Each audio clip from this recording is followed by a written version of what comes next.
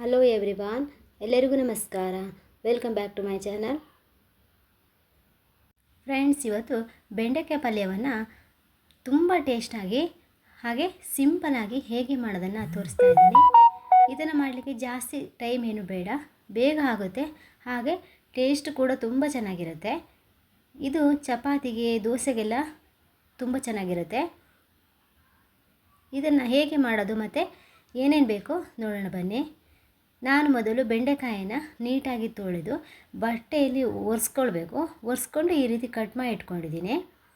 ಒಂದು ದೊಡ್ಡ ಈರುಳ್ಳಿಯನ್ನು ಈ ಥರ ಕಟ್ ಮಾಡಿ ಇಟ್ಕೊಂಡಿದ್ದೀನಿ.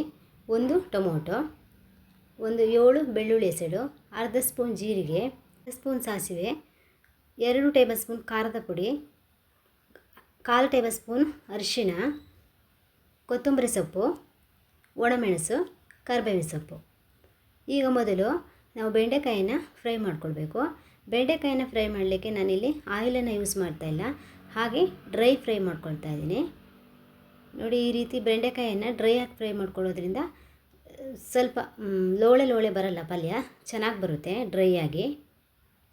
ಬೆಂಡೆಕಾಯಿಯನ್ನು ಲೋ ಫ್ಲೇಮಲ್ಲೇ ಒಂದು 5 ನಿಮಿಷ ಫ್ರೈ ಮಾಡಬೇಕು. ನಾವು ಆಯಿಲನ್ನು ಯೂಸ್ ಮಾಡದೇ ಇರೋದ್ರಿಂದ ಪಾತ್ರೆ ಸ್ವಲ್ಪ ಅಡಿಗಡೆ ಕಪ್ಪಾಗುತ್ತೆ. ನೀವು ಈ ರೀತಿ 5 ನಿಮಿಷ ಚೆನ್ನಾಗಿ ಫ್ರೈ ಮಾಡೋದ್ರಿಂದ ಬೆಂಡೆಕಾಯಿ ಪಲ್ಯ ತುಂಬ ಟೇಸ್ಟಾಗಿ ಬರುತ್ತೆ. ಈಗ ಆಫ್ ಮಾಡಿದ್ದೀನಿ ನಾನು. ಈಗ ನೋಡಿ, ಒಂದು ಬಾಣಲೆಯನ್ನು ಇಟ್ಟು ನಾನು ಒಂದು 3 ಟೇಬಲ್ ಸ್ಪೂನ್ ಎಣ್ಣೆ ಹಾಕಿ ಸಾಸಿವೆ, ಜೀರಿಗೆ ಮತ್ತು ಬೆಳ್ಳುಳ್ಳಿ, ಒಣಮೆಣಸನ್ನು ಹಾಕಿದ್ದೀನಿ. ಹಾಗೆ ಈಗ ಕರಿಬೇವಿನ ಸೊಪ್ಪನ್ನು ಆ್ಯಡ್ ಮಾಡ್ಕೊಂಡಿದ್ದೀನಿ. ಇದನ್ನು ಸ್ವಲ್ಪ ಮಿಕ್ಸ್ ಮಾಡಿ ಈರುಳ್ಳಿಯನ್ನು ಹಾಕಿ ಫ್ರೈ ಮಾಡಬೇಕು. ಈರುಳ್ಳಿ ಸ್ವಲ್ಪ ಕೆಂಪಾಗಬೇಕು, ಅಲ್ಲಿವರೆಗೆ ಚೆನ್ನಾಗಿ ಫ್ರೈ ಮಾಡಿ. ನಂತರ ಇದಕ್ಕೆ ಟೊಮೊಟೊವನ್ನು ಹಾಕಿ ಫ್ರೈ ಮಾಡ್ತಾಯಿದ್ದೀನಿ. ಟೊಮೊಟೊ ಎಲ್ಲ ಚೆನ್ನಾಗಿ ಸಾಫ್ಟ್ ಆಗಬೇಕು. ಈಗ ನೋಡಿ, ಟೊಮೊಟೊ ಎಲ್ಲ ಚೆನ್ನಾಗಿ ಸಾಫ್ಟ್ ಆಗಿದೆ. ಈಗ ನಾನು ಹುರಿದಿಟ್ಕೊಂಡಿರ್ತಕ್ಕಂಥ ಬೆಂಡೆಕಾಯಿನ ಹಾಕ್ತಾಯಿದ್ದೀನಿ. ಬೆಂಡೆಕಾಯಿ ಹಾಕಿ ಚೆನ್ನಾಗಿ ಮಿಕ್ಸ್ ಮಾಡಿ. ಈಗ ಇದಕ್ಕೆ ಅರಿಶಿಣ ಪುಡಿ ಮತ್ತು ರುಚಿಗೆ ತಕ್ಕಷ್ಟು ಉಪ್ಪನ್ನು ಹಾಕ್ತಾಯಿದ್ದೀನಿ. ಮಿಕ್ಸ್ ಮಾಡಿ ನೀಟಾಗಿ ನಾವು ಇದನ್ನು ಫ್ರೈ ಮಾಡ್ಕೊಳ್ಬೇಕು. ಒಂದು ಪ್ಲೇಟನ್ನು ಮುಚ್ಚಿ ನಾವು ಒಂದು 3ರಿಂದ 4 ನಿಮಿಷ ಬೇಯಿಸ್ಕೊಳ್ಬೇಕು. ಲೋ ಫ್ಲೇಮಲ್ಲೇ ಬೇಯಿಸ್ಕೊಳ್ಳಿ, ಹೈ ಫ್ಲೇಮ್ ಮಾಡಿದ್ರೆ ಸೀದೋಗುತ್ತೆ.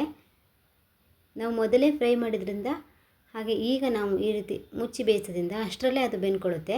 ಮತ್ತೆ ಒಂದು ಸ್ವಲ್ಪ ಓಪನ್ ಮಾಡಿ ಮಿಕ್ಸ್ ಮಾಡಿ ಮತ್ತೆ ಲೋ ಫ್ಲೇಮಲ್ಲೇ ಮತ್ತೆ ಒಂದು 3ರಿಂದ 4 ನಿಮಿಷ ಇಡಿ. ಈಗ ನಮ್ಮ ಬೆಂಡೆಕಾಯಿ ಎಲ್ಲ ಆಲ್ಮೋಸ್ಟ್ ಬೆಂದಿದೆ. ಈಗ ನಾನು ಇದಕ್ಕೆ 2 ಟೇಬಲ್ ಸ್ಪೂನ್ ಖಾರದ ಪುಡಿಯನ್ನು ಹಾಕ್ತಾಯಿದ್ದೀನಿ. ಖಾರದ ಪುಡಿ ಹಾಕಿ ಮಿಕ್ಸ್ ಮಾಡಿ. ನೋಡಿ, ಈ ಪಲ್ಯ ತುಂಬ ಟೇಸ್ಟಾಗಿರುತ್ತೆ.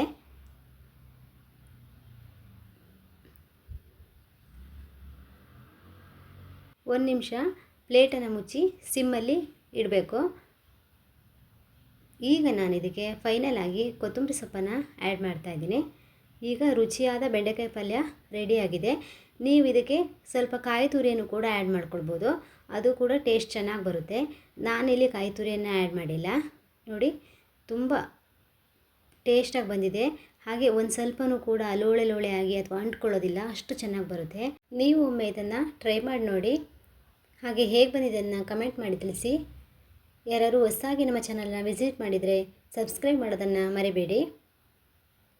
ಇನ್ನೊಂದು ಹೊಸ ರೆಸಿಪಿಯೊಂದಿಗೆ ಮತ್ತೆ ಭೇಟಿಯಾಗೋಣ. ಧನ್ಯವಾದಗಳು.